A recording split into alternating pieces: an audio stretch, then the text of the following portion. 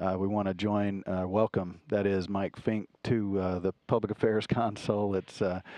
Mike's no stranger not only to mission control here, but certainly up in space. He's flown 3 times, 2 of those quite long duration flights, and then the shorter flight, but he was on Space Shuttle Endeavour. We talked with Trent Martin just a few minutes ago, and Mike had just arrived. So welcome, Mike. It's good to have you here. Well, thanks, Kyle. It's always great to be here in Mission Control Center. Yeah. Well, Mike and I actually go back quite a bit, and we got to know each other pretty well in Moscow. Not to date us, but we were there in 1998 Yeah, we for were a long getting time. the space station started to be built, and it's great to see it up there today, fully constructed. How does it feel? It's been what, 14 years now. I don't even want to say 14, 15 years now. But can you imagine that 15 years later, you were helping with all of the processes that got us to this point, and now you've flown on the station 2 long flights and a shuttle flight, but you've been there 3 times. It's a great sense of accomplishment. I think the whole team should feel. I mean, it was a dream to have a space station. Even watching the movie 2001 and everything, and here at NASA and with working with our international partners, we have a great team, and we build it. It's amazing.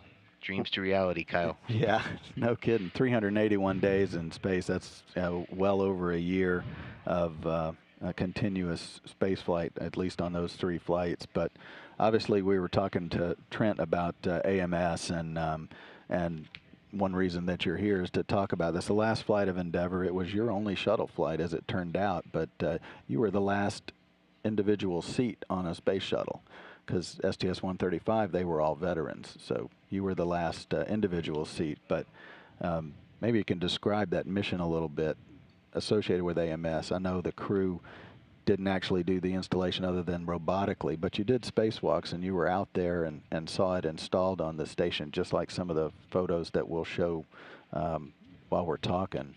Well, Kyle, as you know, we here at NASA, we're ready for everything.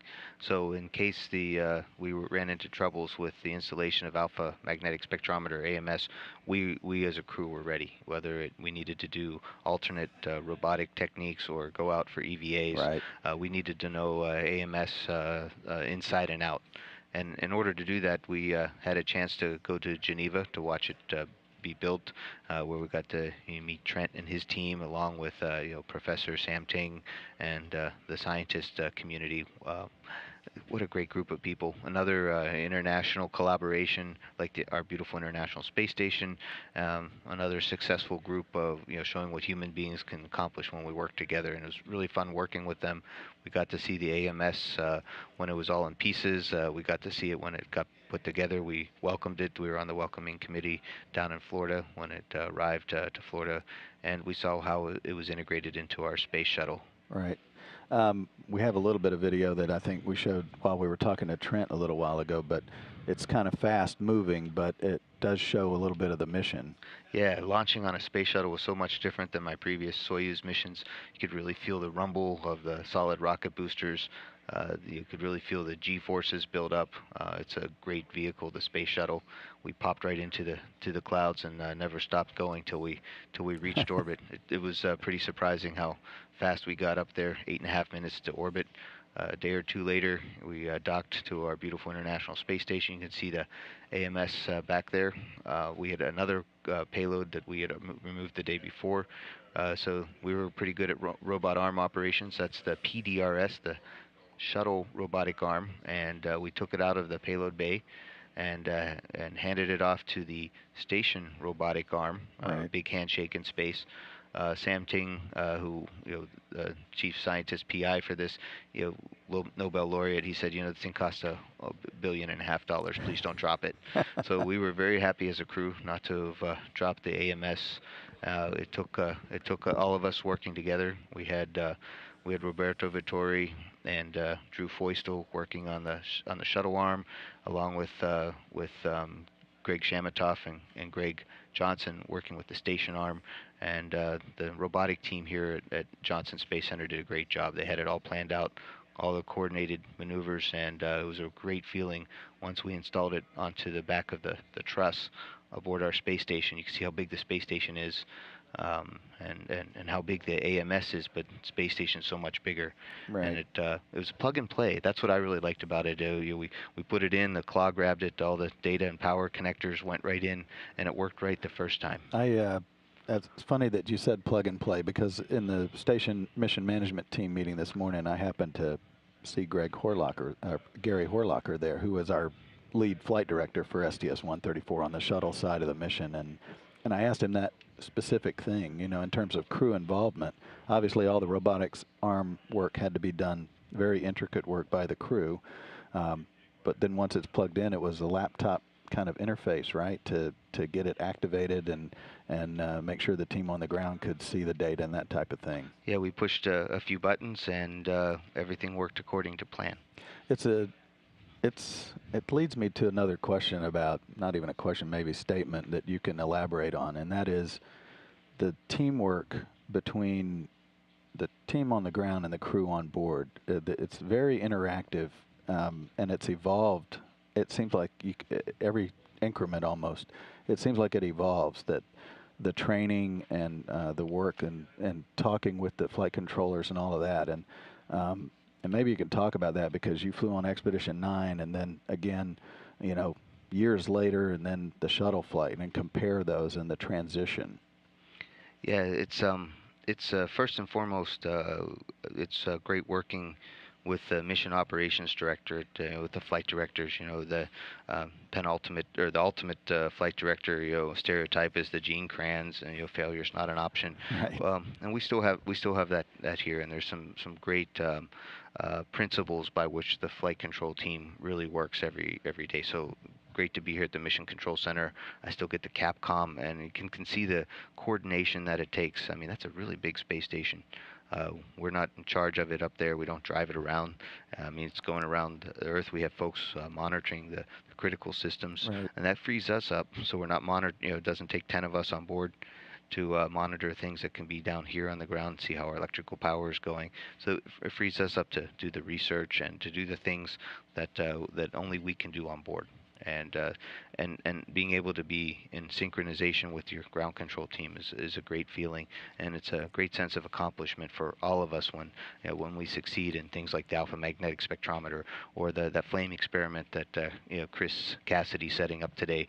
Once if that first flame comes on, it's like yay, and everyone's excited.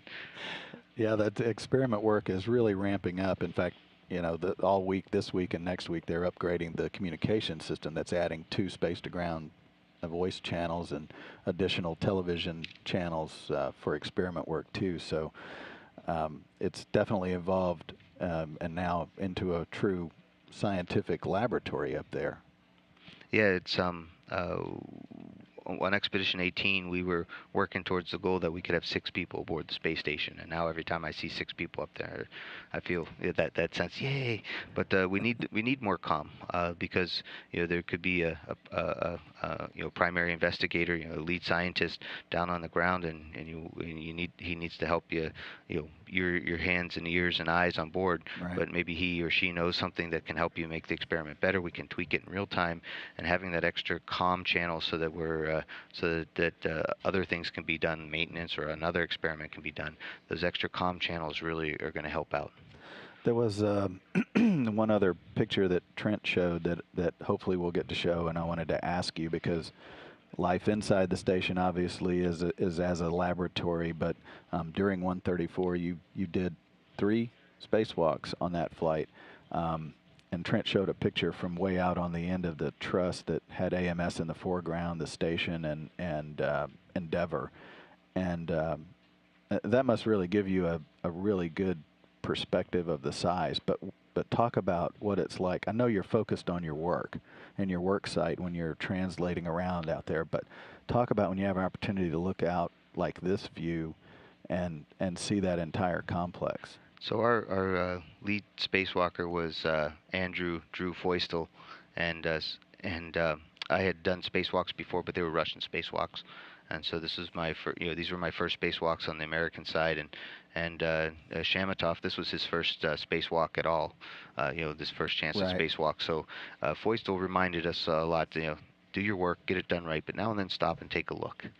and it's absolutely amazing. You saw in that previous picture, and you can see here, there's a lot of things going on. That's myself and Shamatov out there working outside. But we did stop and, I don't say smell the roses, but take a look, and you could see how big our space station is, how many meat parts are out there. This is one of my favorite shots ever. Great shot. You can see that's Shamatov, but I'm in the visor, and that's me and my buddy Greg. We worked together on Expedition 18, so it was great to see him out there. But we were finishing up construction of the American part of the space station, we took the big robotic boom that we used for space shuttle inspection, right. that we left it on the outside of space station in case we ever need to go back and fix a solar array or something. It's a very long stick that we can put at the end of the arm and grab things or hold things or send someone out there. Right. So talk about what you're doing now relative to supporting the astronaut office and the agency. Yeah, you bet. I'm sure you guys talk a lot about NASA's missions now. We still have our International Space Station. We have astronauts getting training. We have astronauts on board, and we're going to continue on to the end of space station doing that.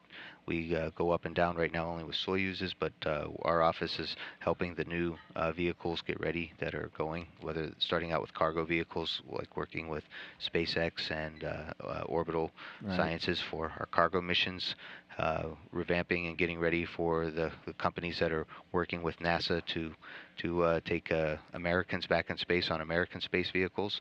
That's really busy and exciting with new development and a lot of test flying coming up in the future, as well as getting ready and working with Orion and the SLS.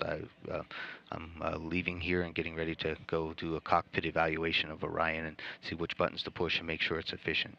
So all of the experiences that our office as astronauts we've gained with the shuttle program and building the space station, we're doing our part on the team, with the NASA team, to get ready for our exciting future. Well, we really appreciate you taking time out to stop by and see us. It's really good to see you and see you over here too. Mike Fink, astronaut, obviously 381 days in space, has a great perspective on life up there and also what's in store for us in the future. So thanks a lot for stopping by, Mike. Appreciate it. Thanks, Kyle. It's always good to be on NASA TV. I didn't ask him to do that. Thanks, Mike.